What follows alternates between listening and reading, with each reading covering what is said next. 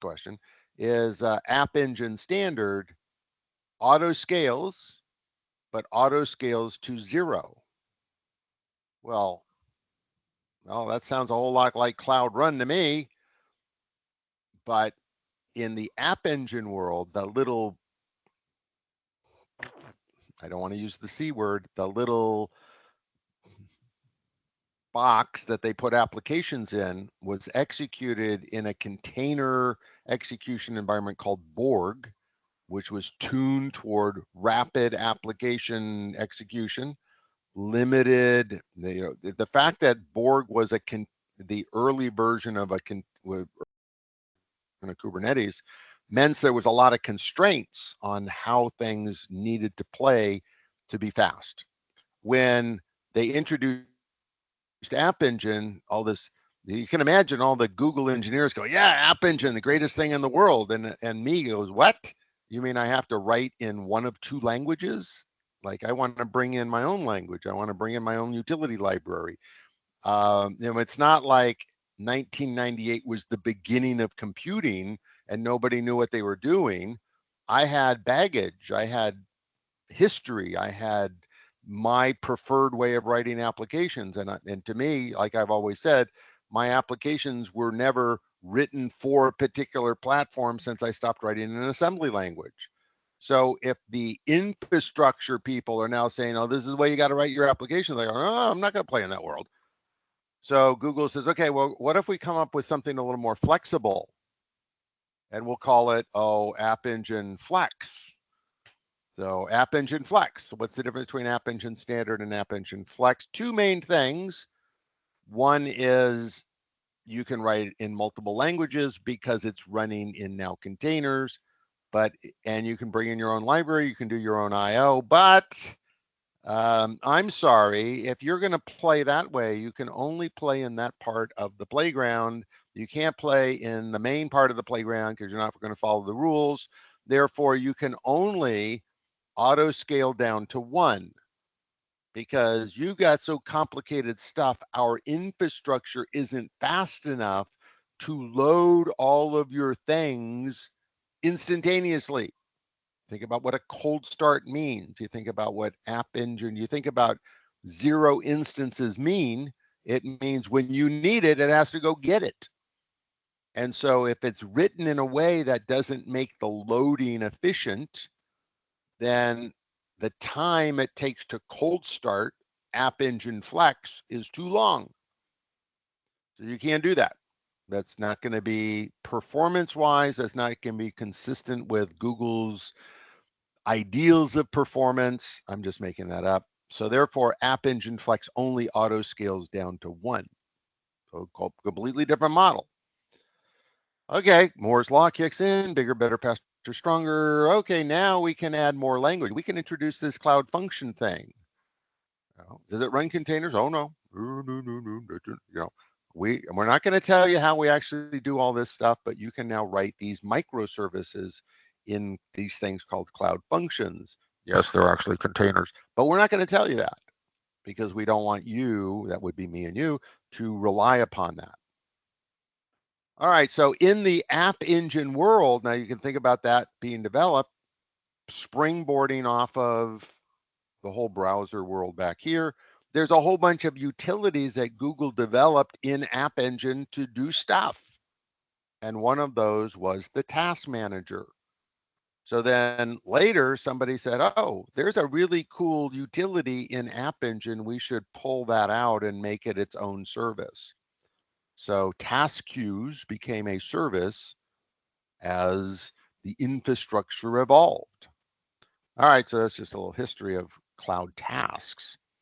Okay, then we got queues, HTTP queues, you got cloud run targets, all of these different things with event handlers, and there's a demo there you can look. PubSub, talked about PubSub, like I mentioned here. Now, Google didn't invent PubSub, didn't invent messaging buses. I don't have a good history story about where PubSub came from Google's point of view. I just know I used messaging long before Google described it. And I'm not going to reiterate what I said earlier. You just need to know the terminology of publishers and subscribers and the subscriptions and subscribers. Those are two different things in PubSub terminology. Subscribers are the people who have subscriptions. And you think about the old days of newspapers and magazines, the paper version of those. You had a publisher of the newspaper. They created the content. They made available they didn't create the content. The world created content, and then they just had the paper was the vehicle to distribute the content. And then you had individuals that read the paper. Those were subscribers. And to get the paper, to link the paper to the subscriber, you needed a subscription. So that's a thing. So in PubSub, you have publishers and you have subscribers and you have subscriptions. So anyway, the mechanics of PubSub, you just need to know how to do that. And there's the push and pull models, like I mentioned earlier. And then there's a lot of details. To get PubSub to work correctly, it's medium trivial. All right. It's not hard, but there's a lot of pieces you got to get right. So it's not trivial. All right. So you just got to understand these little patterns with subscribers and subscriptions and multiple subscribers and multiple topics, et cetera, et cetera, et cetera. I'm not going to do a demo on that, and you can do this. Oh, I heard. Oh, this is new news. Have nothing to do with the exam, but I just heard that Priyanka, the girl that made the Cloud Girl graphic stuff, she moved to Microsoft. Now, I don't know that firsthand. Somebody just posted in our instructor Slack channel that the Cloud Girl moved to Microsoft. So the question is she now going to create Microsoft Cloud sketches? Those little sketch things that I keep popping up every once in a while. That's her, Priyanka, and Cloud Girl. Anyway, so that's that. All right, PubSub, asynchronous, cron jobs. There's some history here with Unix, Linux. She had the cook. Hector, I have no idea what that means. What does that mean? She had the cook.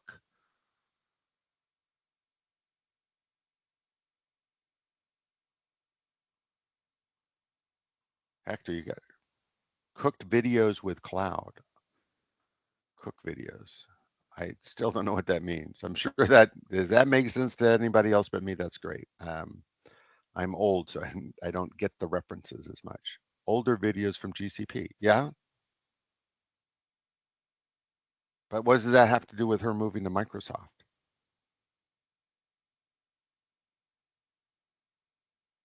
I don't know. That's okay. Okay, cron jobs, probably won't have a question on cron job. The layout here is a Unix structure for cron jobs. The scheduler, recommended demo in scheduler. Event arc, we talked about that yesterday as a mechanism. Yeah. Event arc triggers, event arc, cloud build. All right, cloud build is part of the Google CI/CD pipeline. The important mechanism here from the question point of view is cloud build is the automation feature is the feature to automate the manual process of building containers in a consistent way. So prior to cloud build, or cloud build was derived from Docker build. Cloud run, you could say, was derived from Docker run, but I don't think that's really true. But it sounds good. Good story. But cloud build was, and it's the way that you can automate the creation of containers when you update your repository. Now, of course, that means you have a link and you have a trigger. When you go to cloud build, there's a little button that says trigger, and the trigger then says, what it is that causes this to happen. Okay, that is what that is. The source code repository now is gone. In your exam, it'll probably, if there's a reference, it may still be there. It's like the source repository has been given notice. Unlike the container registry, which is gone, but it's still around. It's gone, but still around. Source repository has been given its 2-week notice. So in your exam, there's still going to be references to the source code repository or GitHub. Just use those terms interchangeably, kind of like cloud running cloud functions when we had that question yesterday, right? Probably there won't be that. So basically the idea is that you create a trigger so that when you update your source code repository, whatever it is, that fires off the cloud build mechanism. All right, so how do you do that? Well, you do that through some mechanism that describes what the container is going to look like. And that is going to be, this is part of the CI/CD pipeline process. And I want to get to here. I want to get to this. We'll talk about cloud deploy in a second. I can finish with this workflow. So here's the interesting history mechanics of at least what I can see. And this will be terms that are going to be possibly in exam questions. So traditionally, cloud build was the Google implementation of Docker build. Containers are Docker containers. So I think you all know that history. And so you have to build containers, put them in the container registry. This is the history. So you implemented a cloud build process to do the building.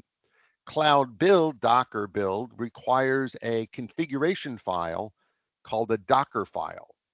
And it's called Docker file. It's not a Docker file, it's Docker file. It's always called Docker file. And so when you say cloud build or you say Docker build, if you've installed Docker, you say Docker build, you CD to a directory and you say Docker build, it looks in that directory for the Docker file that describes what it's supposed to do and then goes to that directory's application and builds a container. So you end up with a container. Then it sticks the container into a repository, which in Docker world, I think it's called Hub, but in Google, it was called the container registry. And that's the way you did that. And then, as I demonstrated yesterday, something weird happened in about 2020, is I was doing a demo of Cloud Functions, and I was just doing the Cloud Function demo just like I did yesterday, click, but popped up a window right at the beginning that said enable cloud build. And the first time I saw that, I said to myself, of course, dynamically teaching, I'm supposed to act like nothing surprises me, which now I've gotten over that. And I tell you, oh, that surprises me, is I never had seen this enable API window before, but I said, okay. In the back of my head, I was saying, why in the world does Cloud Functions need build? You build containers. That was my first hint that Cloud Function was doing something behind the scenes. So I said enable. And then I did the container, or I did the Cloud Function thing. Then in my demo, I went, oh, let's do this in Cloud Run. So I go to Cloud Run and I select, and the container, just as I said, look, there's the Cloud Function. And I wasn't smart enough at that time to actually name my Cloud Function CF. So you could see it in the container registry as CF, but I just indirectly pointed to it. Like I did yesterday, I actually named it CF demo so you could see the container. So now the question is, how did Cloud Functions do that? I didn't create a Docker file. I didn't specify any of the execution environment that this Cloud Function is supposed to run in. So somebody behind the scenes is doing some funny stuff to build a container without me being involved in it. So how did that happen? Well, it took me a while to get down through that. And then I discovered this, that in the Google world now, you can specify the building process with a YAML file called cloud build. So now you can specify a Docker file, or you can create this cloud build YAML file, which is like a Docker file in JSON format or YAML format. It's not the Docker file format. And therefore, the next step is Google created a bunch of builders. And if you go here to Google Cloud something, if you go to this GitHub link repository here, you'll see that Google has created these builder files for different languages and different environments to build these containers. And so what we actually have now is over here in the cloud build mechanism, you can specify the environment configuration for your container a number of different ways. Let me show you that real quick. If I go over here, go here to cloud build. So again, I don't have everything set up to fully demo this, but you create a trigger. So this is the cloud build dashboard here. You can specify your repositories. Oh, this is interesting. You got Gen 1, Gen 2. Again, this is me being surprised. I've never seen this before. Gen 1. Introducing Gen 2. Learn more. Gen 2. Don't know anything about that. All right, so let's go to triggers. So here I want to create a trigger to do this automated build thing. So I'm going to create a trigger. And like I said, I can only do this so far. Put this somewhere in the Netherlands. And here it says, what is the event that you want to do for this trigger? So we're going to push something to a new branch. You could obviously pick a different other options here. And then this is that new thing. So I don't have a repository. This is where I used to be able to link to a source code repository, but I don't have that. What does this say? Branch repository link. All right, so this is where I start having to not be able to show this. All right, now down here you get the configuration. Notice here you can specify this build YAML file. You can specify, so here if you do this, you have to say, where is it? If you choose Dockerfile, you have to say, what's it called? Now, normally the default directory is the directory where your code is, or you could specify a build pack, which is the thing I showed you on that screen before. So these now give you the 3 different configuration options for building containers. These are the configurations of how the container gets built, or what the elements to build the container is. All right, then you got environment variables, other things you can do. So you create that. So that is possibly a test question to realize there is this cloud build YAML file, a Docker file called Dockerfile, and build packs. All right, so that is the trigger. Okay, so we got the trigger there. And in these cases, it says what you're supposed to do with it. All right, let's back up for a second. Now we had Cloud Deploy.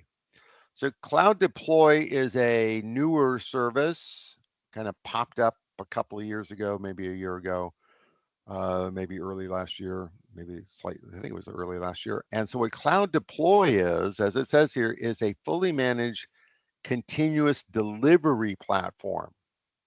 So remember, CI/CD stands for continuous integration. That's the CI part. And the CD part is either continuous delivery or continuous deployment. Depends on who is the implementer of the D part.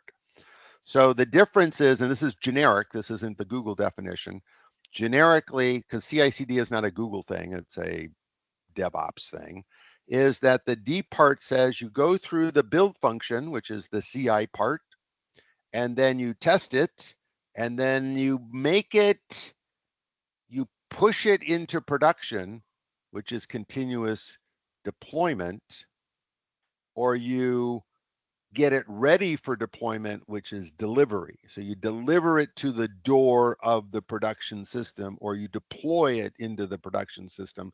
So the D could stand for either one of those. All right, now that's the official IT. That's the IT definition. So when it says here, Cloud Deploy is a continuous delivery platform, under my definition, this means it doesn't actually push something into production. It pushes something to the point where it can be deployed. It delivers it. So that means is in the world of containers, if you think about Cloud Run, Cloud Functions, Cloud Run, and GKE being the two main container places, delivering the container into the artifact registry in the production registry part of that, not the testing registry, the production registry, delivers it for deployment. And then the deployment just is depending on how you do deployments, whether it's blue, green, canary, A/B testing, whether you're doing rolling updates, proactive rolling updates, opportunistic rolling updates, all of those different things. We had a sample test question yesterday on the update process. That's the deployment stage. So in Google Cloud's world, it's they at least give you the a little bit of hands-on break between just pushing things immediately into production, because that's a little risky. So in the cloud deploy process, again, it's a workflow that allows you to put something so that it's ready to be deployed. Now, if you have your deployment mechanism, say that you have a Kubernetes cluster, say the Kubernetes cluster setup is set up with an auto scaling, horizontal pod auto scaler for pods, and the pod YAML file that's associated with the deployment YAML file indicates the container for the pod is the latest version. So there's a little syntax when you specify the name of a container, you can specify a version tag. And if you say latest, then it's always going to get the latest one. That's what latest means, duh. If you say version 1, version 2, version, it just goes gets that one. So if you've created your pod YAML file to say latest, and your cloud deploy pushed into the artifact registry a new container, it will just automatically be pushed into production based on the mechanism of the autoscaler. So if you have 5 pods currently running and they're, let's say they're version 2, and you push out a version 3 for that container, then when the autoscaler goes to number 6, it's going to go and get the latest copy, which is now version 3, and is going to deploy version 3. You didn't have to do anything. It just is the way that's set up because you created the automated mechanism. Now, some people say, no, I don't want to do that. I don't want to risk pushing into production things that, it just doesn't, not quite ready to do that yet. So that's why the cloud deploy puts it into delivery. Then a company may decide to do deployments on the weekend. So they have a little deployment staff comes in and says, okay, here's a list of all the CI/CD things that have happened over the last week. We're ready to deliver them, or we're ready to deploy them. Let's do that. Let's do an A/B test here. Let's do a canary test here.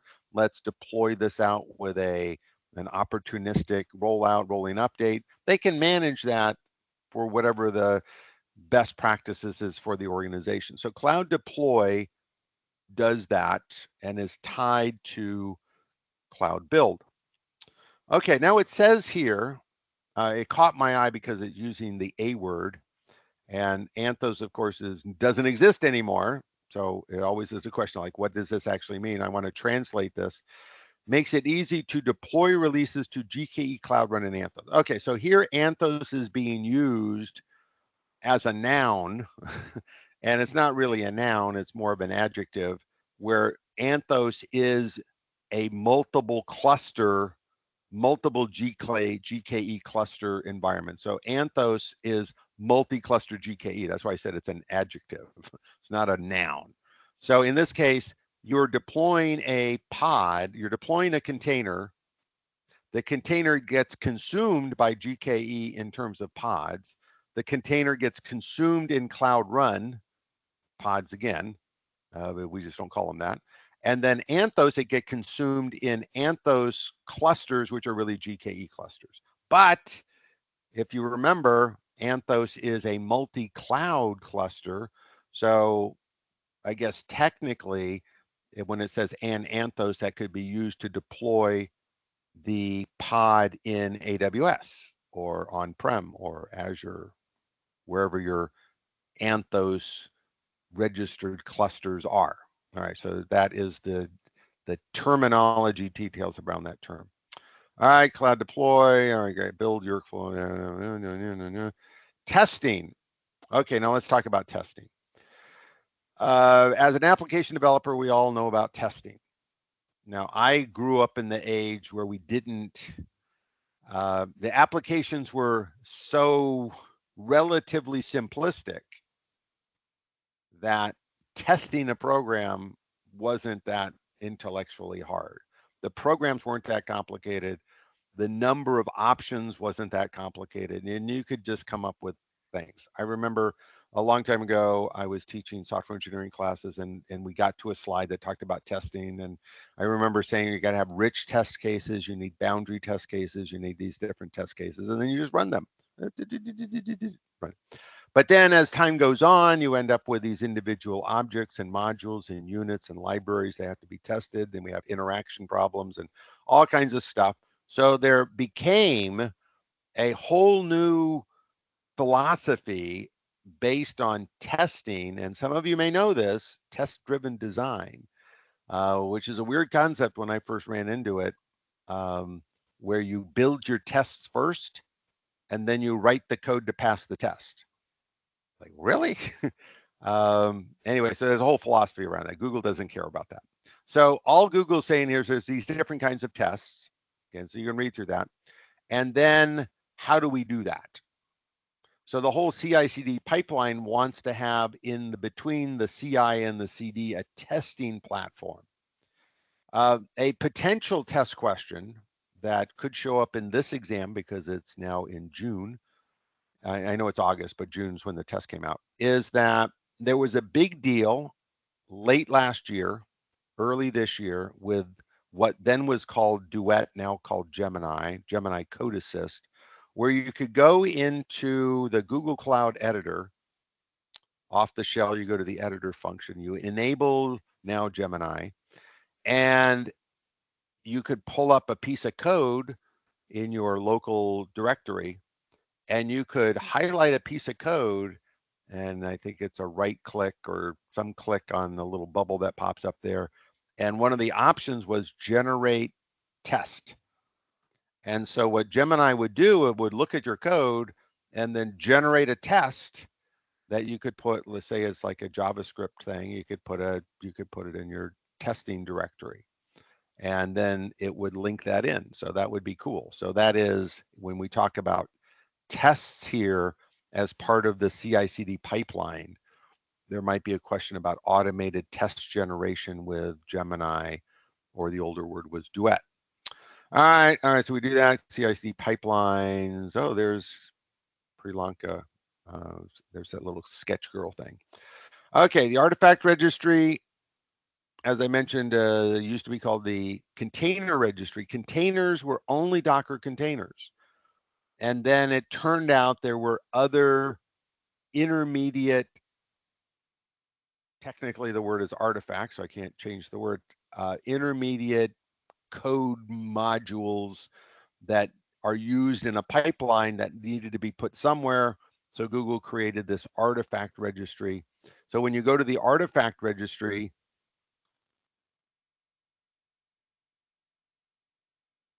I have to go down to view products.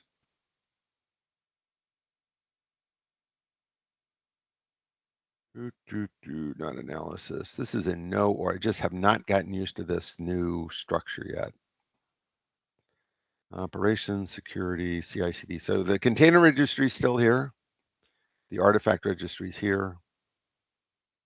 And if you go here and you, yesterday we talked about security of containers. This is the vulnerability scanning. It's going to come up a little later today as well. Plus, clearly that means create. And here you choose what type of format you want to repository. This is the fairly new thing here. Standard, remote, virtual. Okay. I'm assuming that this is a way to, so you can stick the region in here. If it's remote, you can have an on-premise repository. Docker Hub, remember, is the Docker version of a container repo. If I press custom, there's a link to this. Okay, so that could be, you could be running a repository on-prem and you want to keep that synchronized. Mechanism for there, remote upstream validation. So anyways, you get to pick which kind of repository you want for the artifact. All right, and then there is this built-in vulnerability scanning, possibly a test question. I'll talk about that in a second.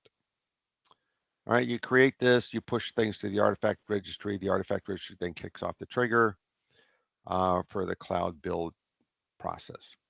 Binary authorization for containers. So I think I mentioned this before. There is a need in the process of going from the coding side to the execution side over here. There's a lot of steps.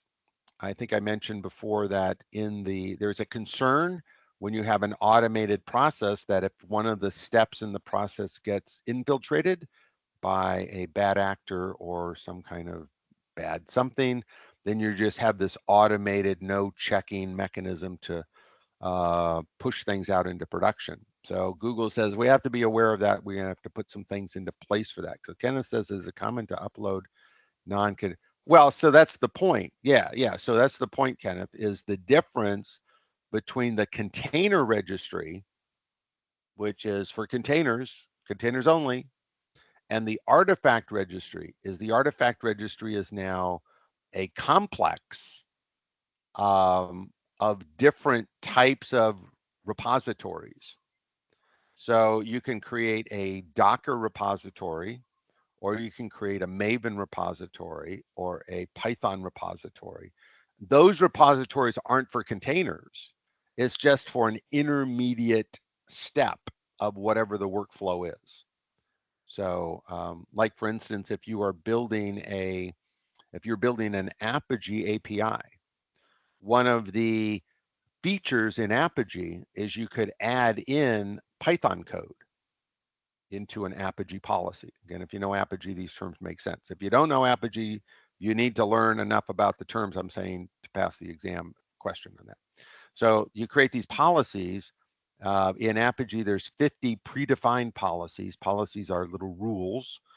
But there's 3 policies where you can add your own code.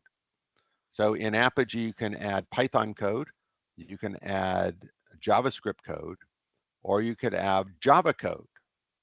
Well, Java code is compiled. So therefore, you have to have a place to put the Java compilation so that you can include it in the Apigee policy. You could put that in the artifact registry. So the artifact registry is now a universally flexible storage location for anything that is an intermediate piece of a solution. That's the way and that's why when you go to the artifact registry, you create a repository for the type of thing you're going to be doing. And oh, this is new, this generic thing. I guess this generic thing is for whatever you want to create that doesn't classify as any of these other ones. So you can see here, if you create, as you click through this, these options change based on the unique idea of what these objects are. And if I say generic, what happens? Nothing. All right, so that's the point of the artifact registry. All right, so getting back to this. So there is a there is a couple of places in the pipeline, the CI/CD pipeline, which Google has injected some safeguards. So one of those is this thing called binary authorization. So the binary authorization piece over here, in essence, says when you create a container and you put it into the artifact registry, we're going to create a metadata signature for that container. And then when you go to load the container into Cloud Run or into GKE, the running the kubelet and I don't know if this is actually in the kubelet, but it's the piece that I would assume that would be in the kubelet, looks to see if you have binary authorization enabled, and then it looks at the container, goes out to this database and says, what's the signature, what's the hash code for this container? Let me verify this container actually matches before I execute it. So that's a little extra step, little lookup, little step. When does that step occur? In the cold start. There's always an impact to everything. So the cold start process will be a little bit slower if you enabled binary authorization. So therefore, in the big picture of IT, when somebody says, oh, we need to make sure that these things we're running are actually secure, you can say, well, we can turn on binary authorization, but it's going to have a performance impact on some of the applications because they're going to be a little bit slower. And then you, as the IT person, ask the business manager of the loyalty card program, are you willing to accept that? And it just depends. Their opinion will sway back and forth depending on the moment. So say, yes, security is most important. So you turn on binary authorization.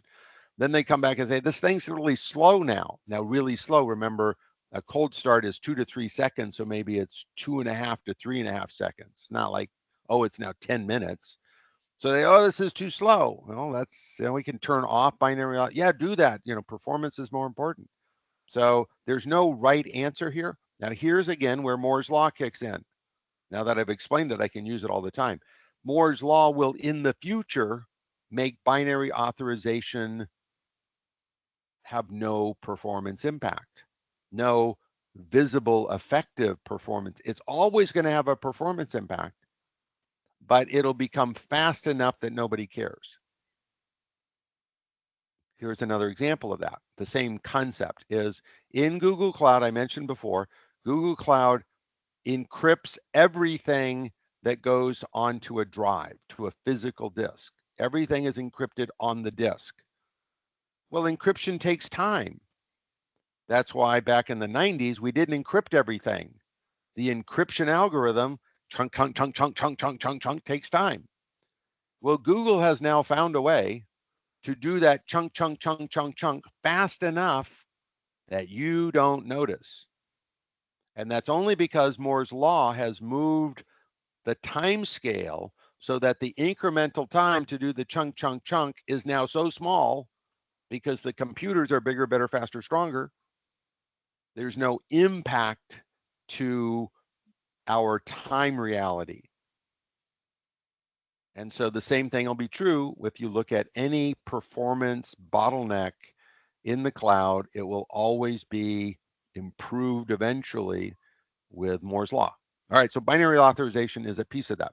The other one that shows up is the oh, okay, it's not there yet. I'm sorry, I skipped too far ahead. I'm stalling here. Is the artifact registry analysis feature, this automatic scanning in the artifact registry. So if I go back here, remember I showed you there was a feature here called vulnerability scanning. So you turn this on and everything that gets popped into the artifact registry will be scanned for known viruses. So this is a third-party virus scanning library, and it's a little bit of money per image that you input. So, but it's a safe of mind thing. So you can push that in. So you can turn that on. Voila, it just happens.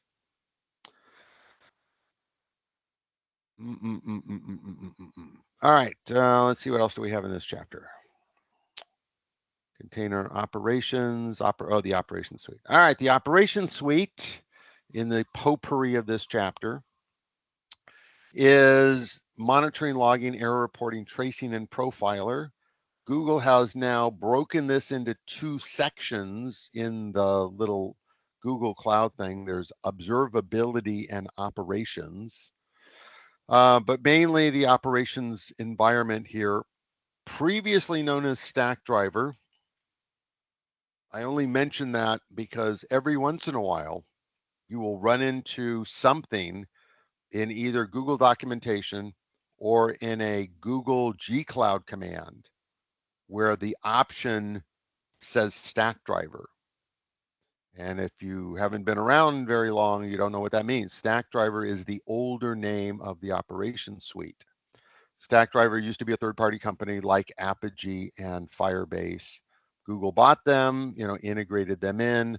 It used to be the case that when in the console, when you went to monitoring, logging, error reporting, etc., it would launch a new dashboard because the operations suite had its own dashboard.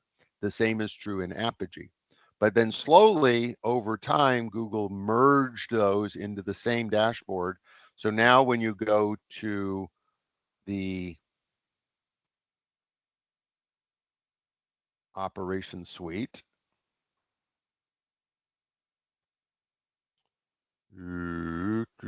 observability and operations. So observability, logging, monitor, error reporting, training, operations, profiler, these other things. So profiler got moved from the operations suite. This used to be operations suite. They broke it into these two parts.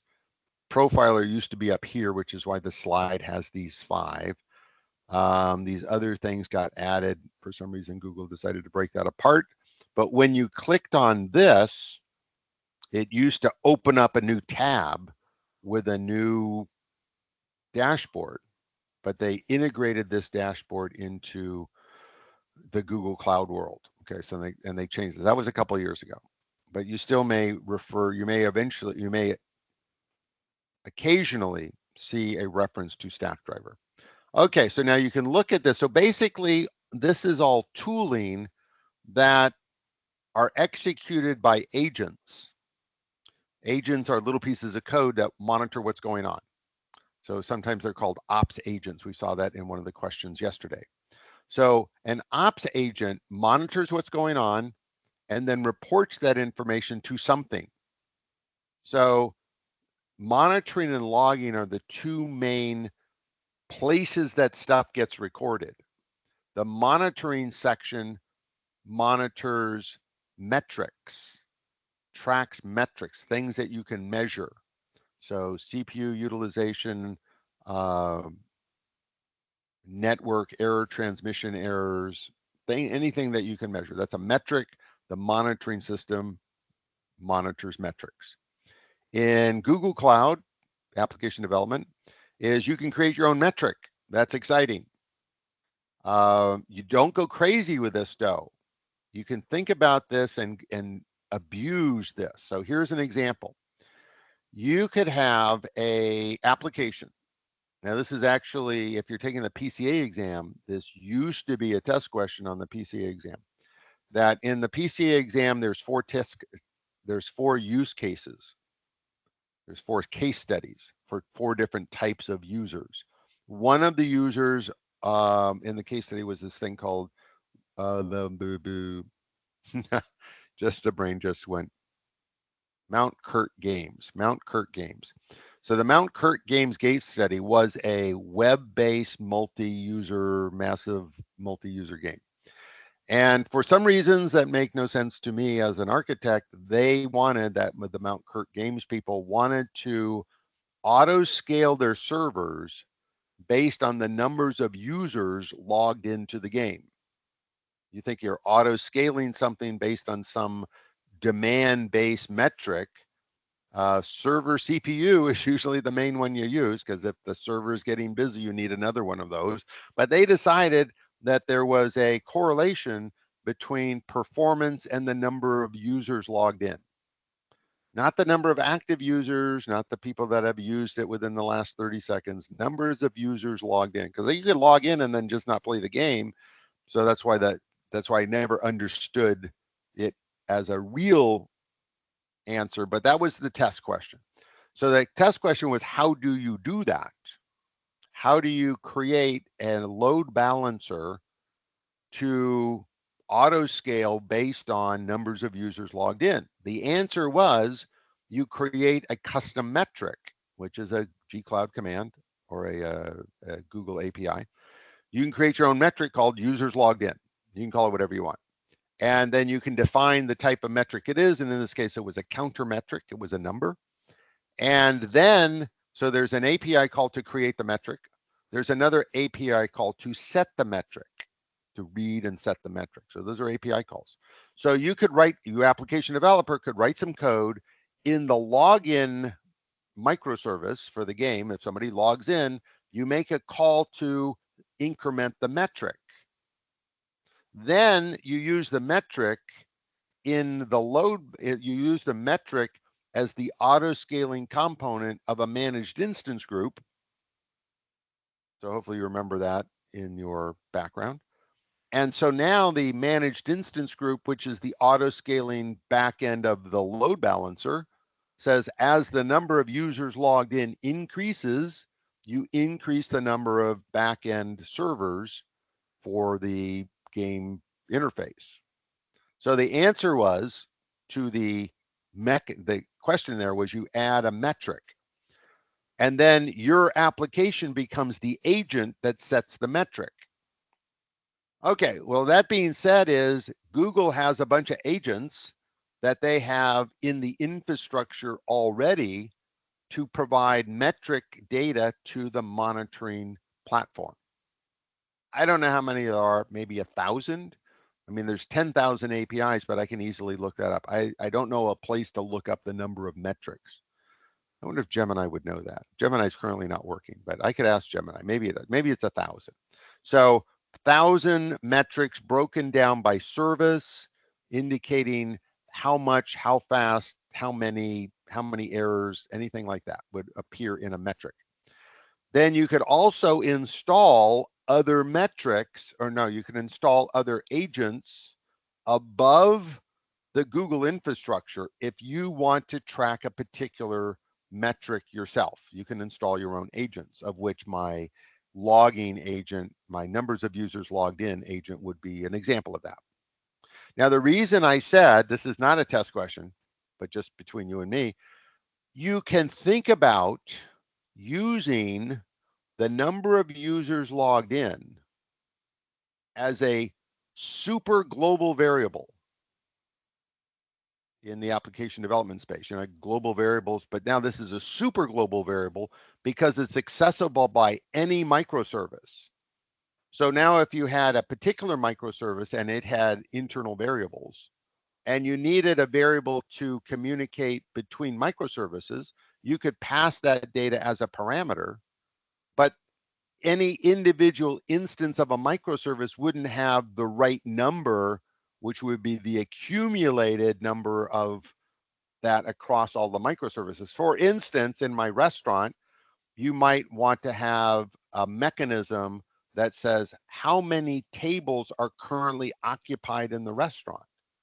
Well, if you had a table microservice, it would only know about its own table. Is it currently available or not available? Is there people at the table or people not at the table? There would be no mechanism in the microservice world to know about all the tables. You could say, oh, I'm just going to create a database entry, and we're going to have a database entry which stores the number of tables currently occupied as a number. Or you could say I could make a database table entry for tables currently occupied. So you have a table row in the table. That's kind of silly. A table row for the name of the people sitting at the table, like Causey Party of Four. So and then you could do a select count star from table data where table occupied equals true. Boop, and it says 17. So you could make a database be a place that you could get that information. Or you could create a metric in the monitoring system called tables occupied. And then the ecosystem of the restaurant, if for some reason it needs to know how many tables are currently occupied, it could make a metric call to the monitoring system. So I'm saying you could, creatively, like, where could I stick this? You can use a metric in the monitoring system to hold super global variables. Am I recommending that? Maybe. I mean, sometimes we have to come up with creative ways to solve problems. I'm just saying it's there. So you could do that. Anyway, so the monitoring system monitors metrics. Then you can use the metrics for lots of things. The logging system, obviously, as the name implies, logs things. The logging thing is now the repository of logging agents, of which Google has a bunch of logging agents built into all of its services. So when you instantiate an instance, is that redundant? When you instantiate Cloud SQL, you make a Cloud SQL engine, it's going to make log entries because it knows that there's this thing. So internal to Google Cloud, there's all these logs that get created automatically. Logs are also API calls. So you can create your own logs and you can use insert log as your API call. So your application no longer has to have a logging module with it. That model really breaks down quickly in microservices because you don't have a logging library per application or per microservice. You have the logging for the solution, and all of the microservices want to communicate to the log. Now, of course, you could implement a logging microservice that points to a logging database, which is the way I would do it if I wasn't using the Google logging service. I would just build my own logging database because we've done that for years, and now have a microservice called insert log, and then have all my other microservices make a call to the insert log microservice if I wanted to track logs. You could do that.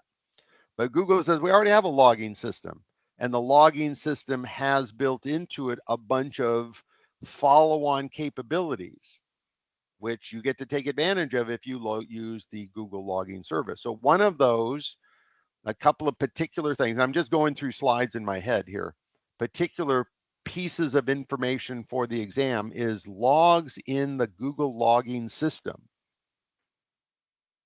can be categorized into 3 different types of logs. There's system admin logs, there's security audit logs, and there's user data logs. System admin logs, security audit logs, and data logs. They may have different names in different applications, but conceptually, those are the concepts. The system admin logs record changes to the environment, changes to the infrastructure. So you add a firewall rule, or you create a load balancer. Those events are logged so that you can go back and determine what the infrastructure looks like. The system audit logs change things like IAM policies. If somebody makes these are all APIs, of course, if somebody makes the API call to change an IAM role, that gets logged in the security log.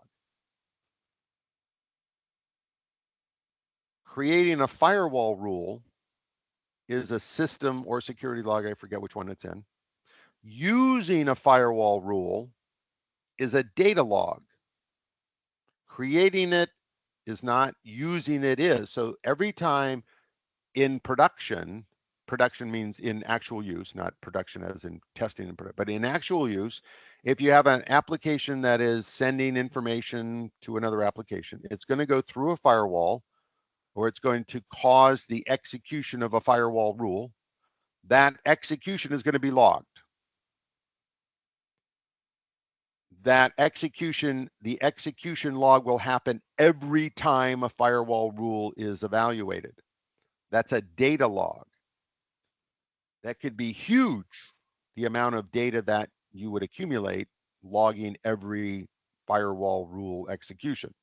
The creation is the security, the using is data. Okay, the reason I specify this is system and security logs are maintained in Google Cloud for 400 days. And you can't change that. You can't delete them, you can't edit them, you can just look at them. 400 days. Why 400? I have no idea. Data logs, user data logs, are maintained for 30 days. So you might say, wait a minute, I need to look at my logs after 30 days. Well, Google says, fine, just get them out of the logging system. So in the logging system, this is the part of the rationale why you don't create your own logging system in Google Cloud, is there's an export mechanism between cloud logging and BigQuery.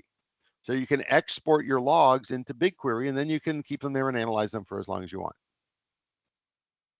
So the logging tool, the logging utility here is used as a convenience, but you then have to implement some other longer term strategy for your logs if you're going to use them for something. If you don't care, just don't worry about it. Then they fly off. The other interesting piece that somehow shows up on exams, I don't think I've ever seen it in this exam, but is that if you have too much logs, so like you turned on logging for firewall rules, which is an option there on the console, and you run it for 3 months, you could end up with 100 gigabytes gigabytes of logs. Google says, no, no, no, no, no. You're like abusing the concept of a log. We're going to charge you for logging storage. So there's a free tier for logging storage, but then if you have too many logs, they're going to charge you for that. So you got to make sure you monitor, you manage your logging consumption carefully. Again, that's usually a DevOps question more than an app dev question.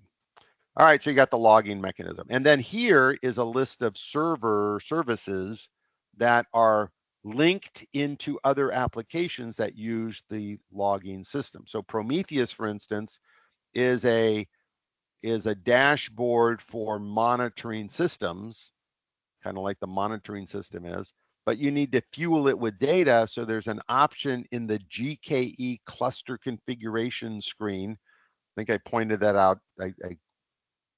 I spent a second and a half as I was going through the Kubernetes cluster creation yesterday looking for the Knative link. I said, oh, there's that Prometheus log.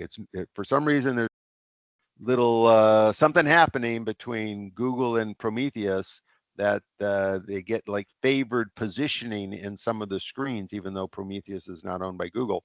So you can turn on Prometheus logs. That's an example of that. So you'll see that these feed into the logging system. Okay, let me just cruise through here. Monitoring export logs, error reporting. Okay, there's an error reporting module that is traditionally used with App Engine and Compute Engine to track application errors. Again, that is something that's there. I've never used it myself.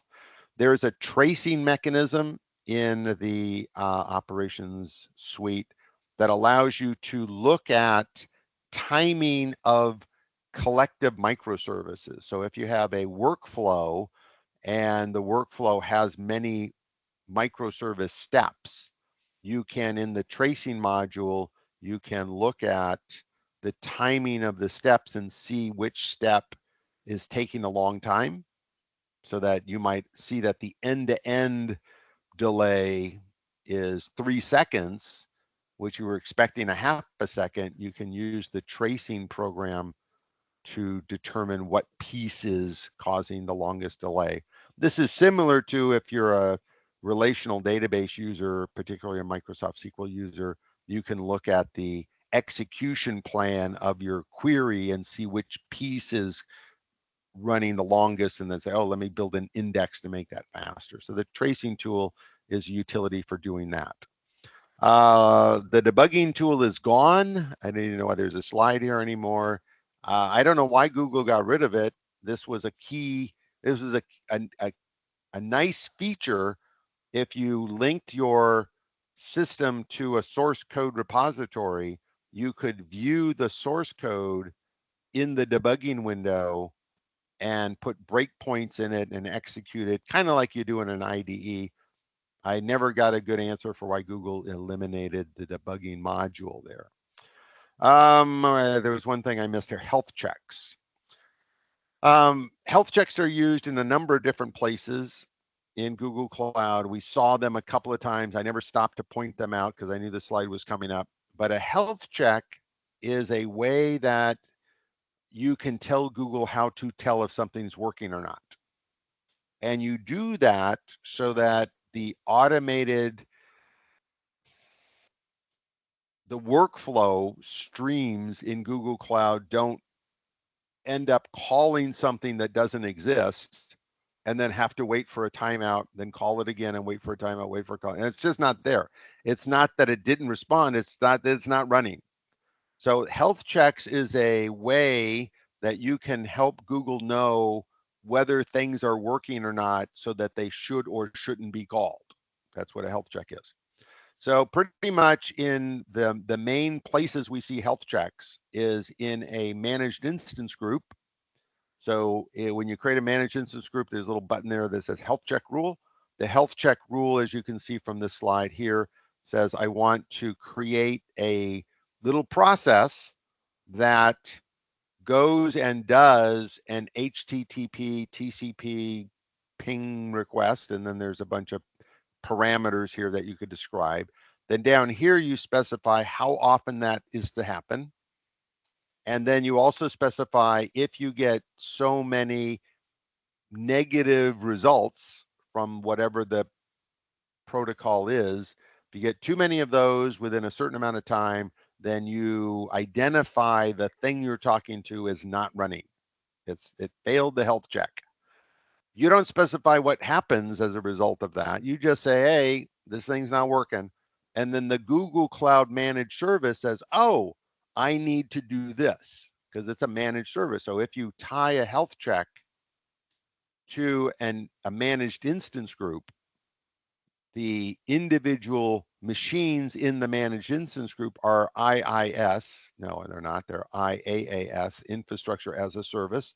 And so if you determine that you can tell whether a compute engine is running or not by using a health check, if the health check fails on VM number 3, then the Infrastructure as a Service little white blood cells come in, they shut down compute engine number 3. The managed instance group says, I'm supposed to have 4 instances, so it spins up another one, and now it's fixed itself. So the health check is used for that. The other place health checks are used is in load balancers. So if you have a load balancer, you have multiple backends, the load balancer has to know where to send the traffic.